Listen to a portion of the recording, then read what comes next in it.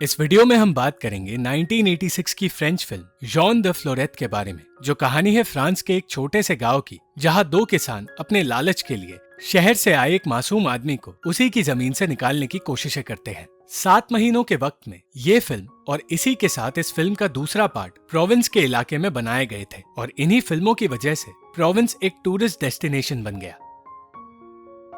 पहले world war के खत्म होने के कुछ वक्त बाद उगोलिन नाम का एक लड़का मिलिट्री ड्यूटी करके प्रोविंस के एक गांव में लौट कर आया। वो अपने अंकल सेजार से मिलकर पहाड़ों पर अपने घर पर चला गया। उगोलिन फूलों की खेती करना चाहता था और उसने ये काम करना शुरू भी कर दिया। सेजार चाहता था कि उगोलिन एक लड़की से शादी करके अपना घर बसाए और अपने घर एक वारिस को पैदा करे उस जायदाद के लिए जो सेजार मरने के बाद उगोलिन को देने वाला है। पर उगोलिन शादी करने के लिए तैयार नहीं था क्योंकि वो अपनी परिस्थिति सुधारना चाहता था। सेजार उसे फलों की खेती करते देखना चाहता था, पर उगोलिन ने फूलों की खेती करने का फैसला कर लिया था। पर इसके बारे में उसने सेजार को अब तक नहीं बताया था। कई हफ्तों तक अपने फूलों की खेती में उगोलिन पूरी तरह खो गया और अपने घर से बाहर भी नहीं आया। इसलिए परेशान होकर सेजार उसके घर गया और उससे कहा कि वो इस तरह जानवरों की जिंदगी नहीं जी सकता। उगोलिन ने उसे अपने उगाए फूल दिखाए, जिन्हें देखकर पहले तो सेजार उसे निकम्मा समझने लगा, पर जब उसे उन फूलों को बेचने पर उनकी कीमत पता चली तो वो पूरी तरह हैरान रह गया। उस दिन सेजार ने अपने भतीजे के इस काम में उसकी मदद करने का फैसला किया और उसे उसके काम के लिए पैसे भी दिए। उन दोनों को एक जमीन की जरूरत थी जहां पानी की कमी ना हो और इसलिए सेजार ने अपने पड़ोसी पीके बुफीश की जमीन खरीदने के बारे में सोचा। पीके ने बात शुरू होते ही कह दिया कि वो अपनी जमीन नहीं बेचना चाहता। धीरे धीरे उन दोनों के बीच की बातें झगड़े में बदल गई और सेजार पीके को पीटने लगा, जिसकी वजह से पीके की मौत हो गई। सेजार ने कहा कि इस गांव में कई लोग पेड़ों से गिर के मरते हैं, इसलिए किसी को उन पर शक नहीं होगा। फ्यूनरल के दिन सेजार उगोलिन को लेकर उस जमीन के पास गया जहां एक ऐसी जगह थी जिसमें पानी की कोई कमी नहीं और वो दोनों ही उस पानी के बहाव को अपने खेत तक ले जा सकते हैं।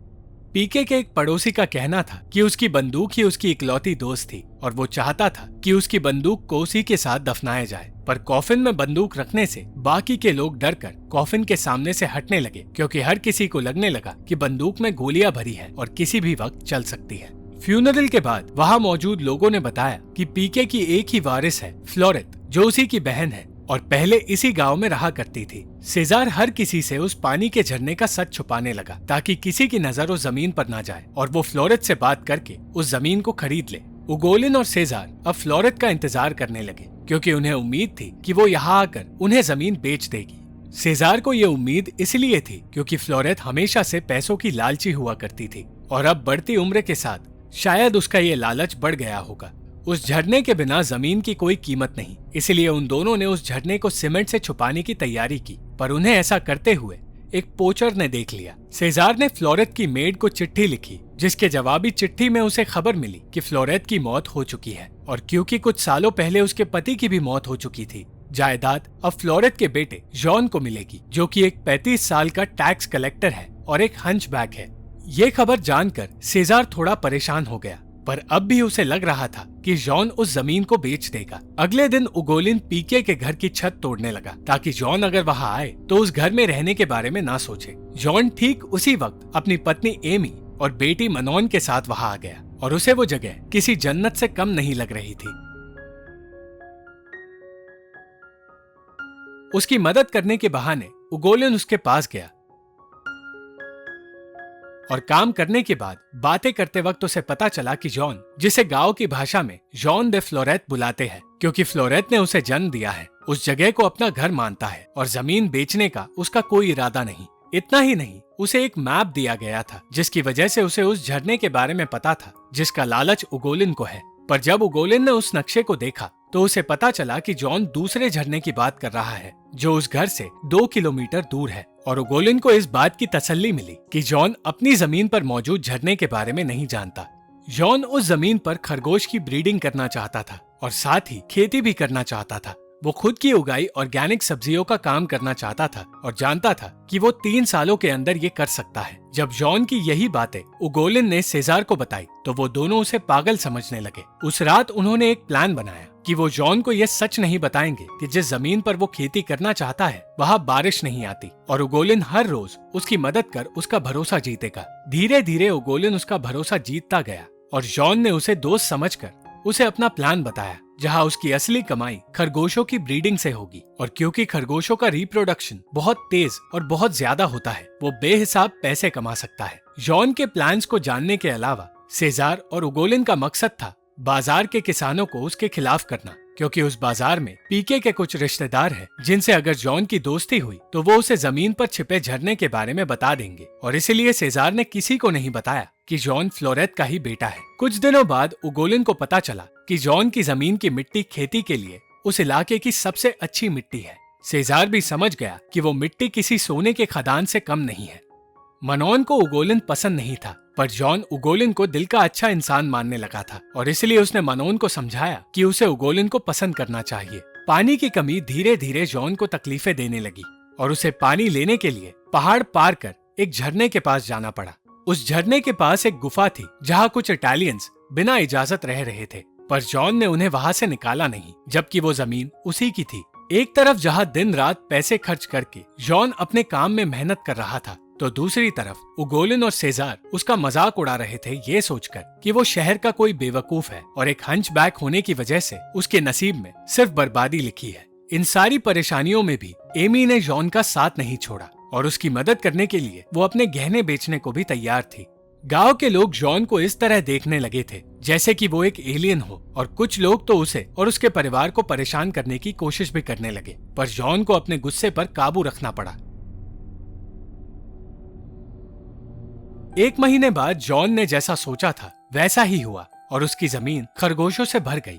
वो उनमें से सबसे खूबसूरत खरगोशों को लेकर बाजार में बेचने लगा और शुरुआत में उसे काफी फायदा भी नसीब हुआ।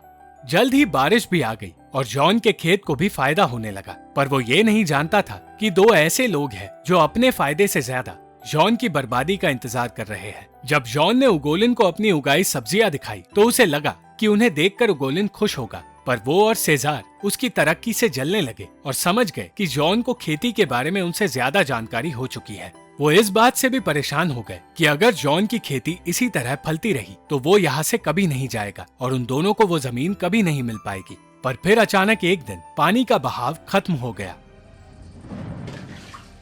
और जॉन को झरने तक दिन में 4 बार जाना पड़ा। उसने मदद के लिए उगोलिन से उसका खच्चर किराए पर मांगा, पर उगोलिन ने बहाने बनाकर खच्चर देने से इनकार कर दिया और जब भी जॉन खच्चर लेने उसके पास आता तो उगोलिन उससे छुपने लगता, जिसकी वजह से जॉन की मेहनत दुगनी हो गई। उसकी सूखती खेती देखकर उगोलिन और सेजार अपने प्लान का पूरा होने का इंतजार करने लगे। दिन पे दिन जॉन और उसके परिवार की मुसीबतें बढ़ती जा रही थी। उगोलिन फिर भी जॉन की मदद करना चाहता था क्योंकि कहीं ना कहीं वो जॉन को अपना दोस्त मानने लगा था, पर सेजार ने ऐसा होने नहीं दिया और उसने उगोलिन से कहा कि जॉन को अगर जरा सी भी कामयाबी मिल गई तो वो उसकी जमीन कभी हथिया नहीं पाएंगे। दिन रात जॉन अकेले मजदूरी करता रहा और उसके हालात बद से बदतर होते गए। उसकी अपनी पत्नी के गहने गिरवी रखने की भी नौबत आ गई, पर जब उसने ये बात एमी से कही तो उसने कहा कि वो पहले ही अपने गहने गिरवी रख चुकी है और अब उनके पास कुछ नहीं बचा है। जॉन की हिम्मत टूटने लगी थी और वो अपने भगवान से बारिश की भीख मांगने लगा था। वो चैन से सो भी नहीं पाता था, पर फिर एक रात एक चमत्कार हुआ। उसे बिजली दिखाई दी और खुशी के मारे वो बारिश का एहसास करने बाहर दौड़ा, पर बाहर जाते ही उसे सिर्फ निराशा नसीब हुई क्योंकि बारिश उसके इलाके के अलावा हर इलाके में गिरी थी। एक दिन अचानक तूफान आया जिससे सब कुछ बर्बाद होने लगा और अपने खेतों को बचाने की कोशिश में जॉन पूरी तरह बीमार हो गया। ठीक होने पर जब वो अपने खेत पर गया तो उसने देखा कि उसकी खेती और खरगोश दोनों ही खत्म हो रहे हैं और उसने अपने खरगोशों की जान बचाने के लिए उन्हें आजाद कर दिया। सेजार ने इस मौके पर अपनी चाल चलने का फैसला किया और उगोलिन से कहा कि वो जॉन को जमीन बेचने पर मजबूर कर दे, पर जॉन अब भी जमीन बेचना नहीं चाहता था। वो खुद एक कुआं खोदना चाहता था और उसने अगले ही दिन कुआं खोदना शुरू भी कर दिया, पर वो ये नहीं जानता था कि उसे पानी तक पहुंचने में और कितना वक्त लगने वाला है। उसे इस तरह खुद की जान लेते देख उगोलिन ने उससे कहा कि उसे ये सब छोड़कर शहर चले जाना चाहिए, वरना इस तरह वो अपने आप को मार देगा। और तब जॉन ने अपनी माँ का घर गिरवी रखने के बारे में सोचा।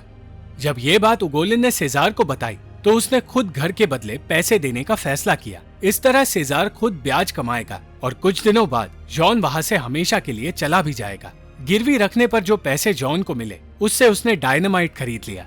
मनोन अपने पिता की मदद करती रही और उन दोनों ने डायनामाइट से कुआं खोदने की तैयारी की। जॉन एक अच्छे रिजल्ट की उम्मीद कर रहा था।